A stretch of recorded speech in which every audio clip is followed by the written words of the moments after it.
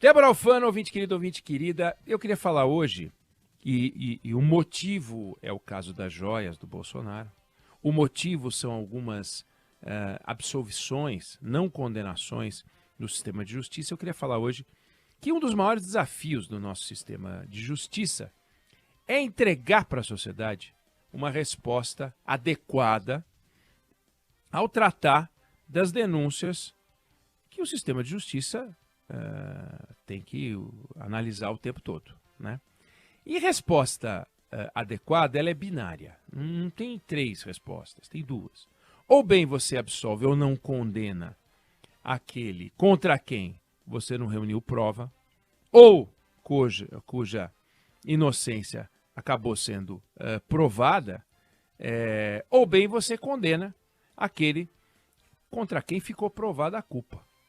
Esse é o desfecho esperado, né? O inocente ou aquele contra quem não há prova sai, o culpado fica e recebe a pena adequada, na dose adequada.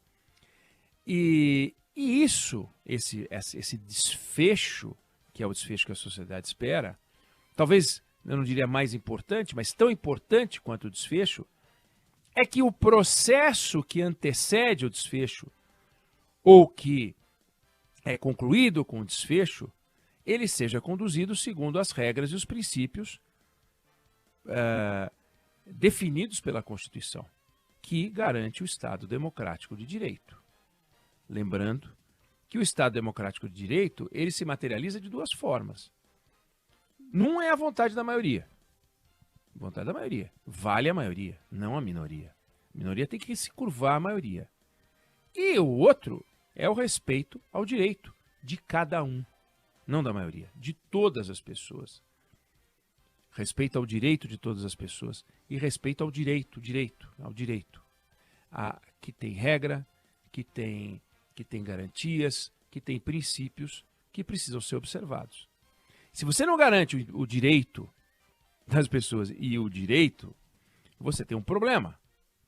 O chamado devido processo legal deixa de ser um devido processo legal e passa a ser só um processo e nada de legal também.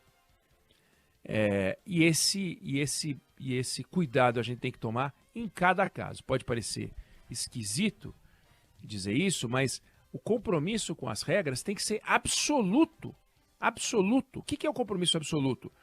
A gente ser contra a condenação de um culpado se por acaso a gente encontrar um vício, um erro, uma fraude, uma condução inadequada. Então, porque se a gente aceita o vício contra o culpado, a gente aceita o vício. Porque a culpa terá aparecido em função do vício, então ele vem antes. E já não seria correto que aceitar contra qualquer pessoa. Mas o vício, ele é algo inaceitável. Por exemplo, a tortura. O exemplo mais claro é a tortura. É razoável aceitar a tortura como método de esclarecimento de um crime? Claro que não. Não faz o menor sentido. Opa! Protestos! Não faz o menor sentido a gente aceitar um negócio desse, né? Espera aí que tá tocando aqui, vibrando. Não tem o menor sentido.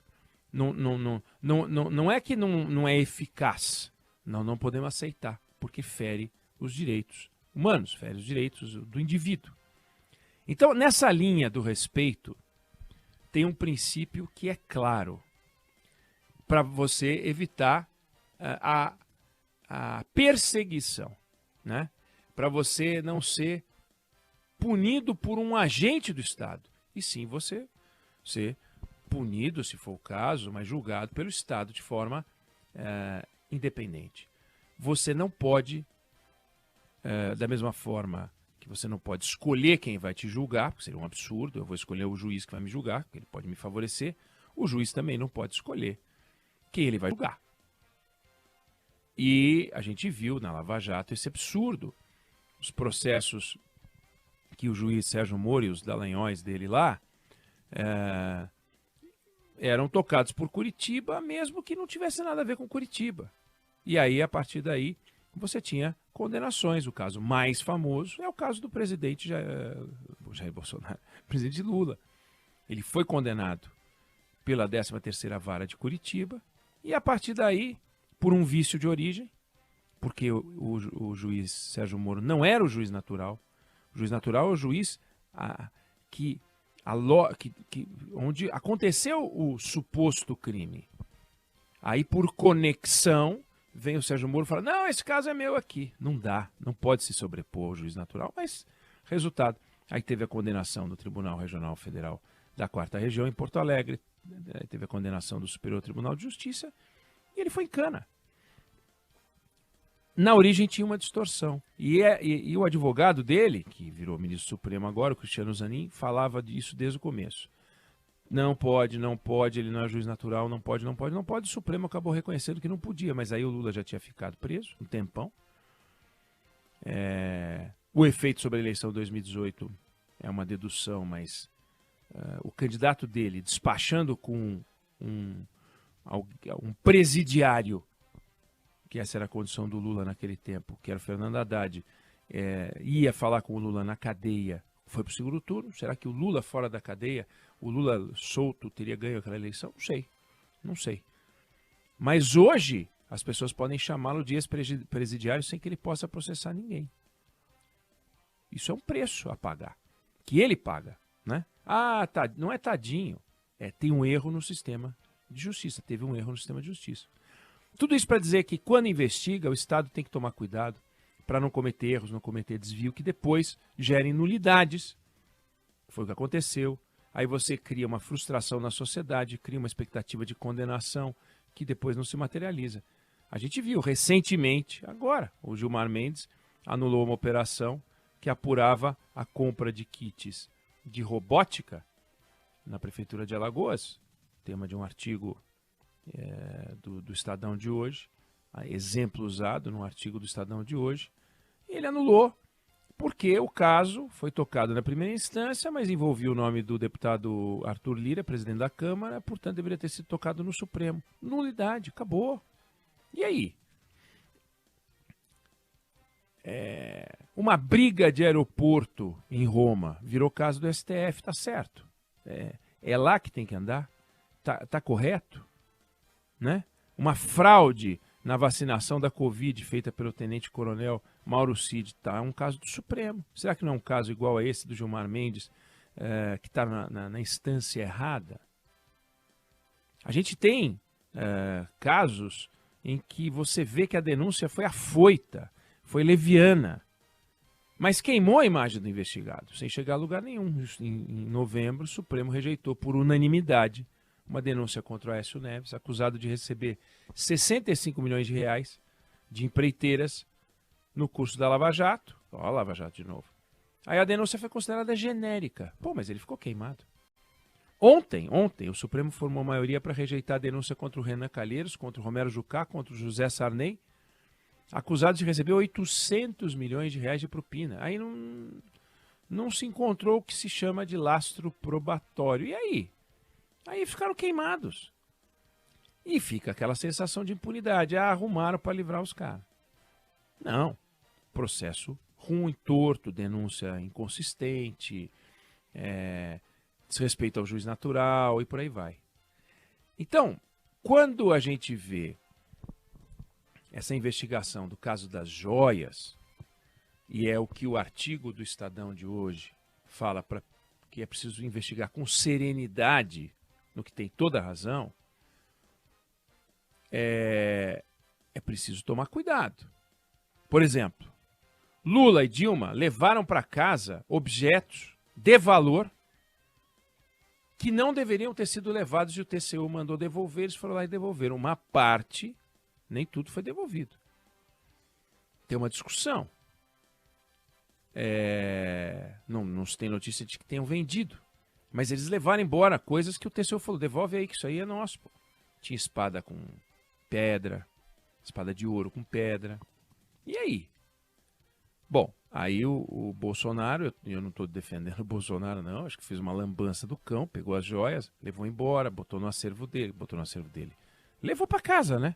Tentou tirar uma do aeroporto que tinha umas joias que valem milhões, e daí tentou levar embora também. Só que é o seguinte, pergunta, quando pediram de volta, ainda que enrolando, eles devolveram as joias. E aí? Ao devolver as joias, cessou o crime? Sim ou não? Ou sumiço?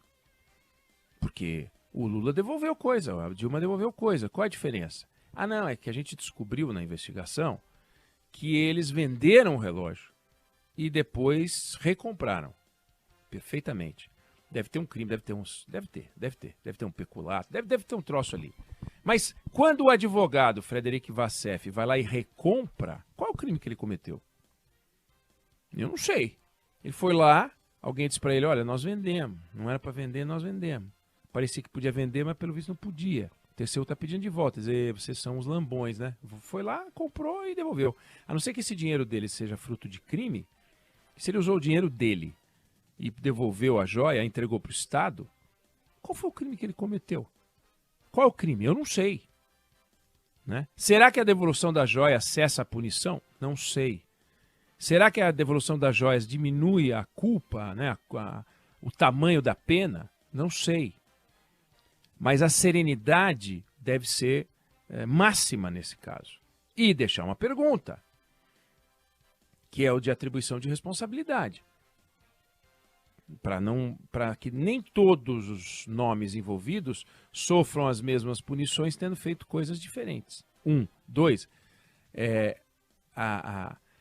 O fórum, volto a perguntar, por que um relógio vendido e recomprado virou assunto do Supremo Tribunal Federal? Por quê? Ah, não, porque nós entendemos que há uma conexão entre isso e os atos antidemocráticos. Pô, mas sério mesmo? Quer dizer que vender um Rolex está ligado aos atos antidemocráticos? Porque eles, nos mesmos diálogos, falam coisas estranhas, e aí eles vendem. Quer dizer, se comprar uma comida no McDonald's, se comprar uma comida no iFood, a venda da comida no iFood vai parar no Supremo? Precisa tomar cuidado, né?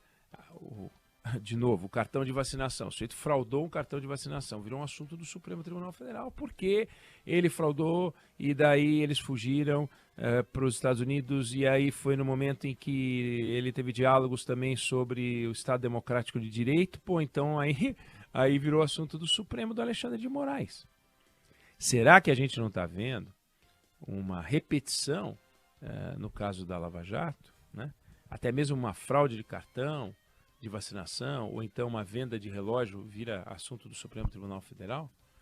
Então, quando o sistema de justiça tem que apresentar para nós uma pronta resposta, pelo jeito, da forma correta, usando o devido processo legal, é preciso botar a mão na consciência, e aí nesse caso o Supremo Tribunal Federal, porque no caso da Lava Jato tinha o Supremo para orientar. Agora não tem. Não tem. Acima do Supremo é ninguém. Seria o bispo. Seria o bispo. Se ele falou, chama o bispo, fala com o bispo. Mas não é ninguém. Então é uma provocação que deve ser feita com respeito, com responsabilidade, mas com um objetivo claro. Botar essa discussão na rua. Botar essa discussão para fora. E pedir, né, solicitar aos integrantes do Supremo Tribunal Federal e ao futuro presidente do Supremo Tribunal Federal, Luiz Roberto Barroso, que vai assumir em setembro, se manifeste, para que o plenário pense sobre isso que está acontecendo. Se o Supremo Tribunal Federal, que é o guardião da Constituição, portanto, das leis e de tudo, se ele, neste caso aqui, por exemplo, nós não estamos vendo um abuso, um exagero, nos moldes do que a gente viu na Lava Jato e o Supremo Tribunal Federal censurou. Vamos acompanhar esse caso, até para que a gente possa ver, por exemplo, eu já vi num dos documentos lá, organização criminosa, ao se referir a esse grupelho de 2 ou 3 aí, que venderam as joias. Organização criminosa. Agrava as coisas quando você pode formar, integrar a organização criminosa, é um negócio mais complicado. Então, o apetite do Estado tem que ser repensado, para que as pessoas paguem por aquilo que fizeram e não por aquilo que o ódio faz com que se queira atribuir àquelas pessoas. Não sei se você concorda ou discorda, mas essa é a minha opinião sobre o assunto.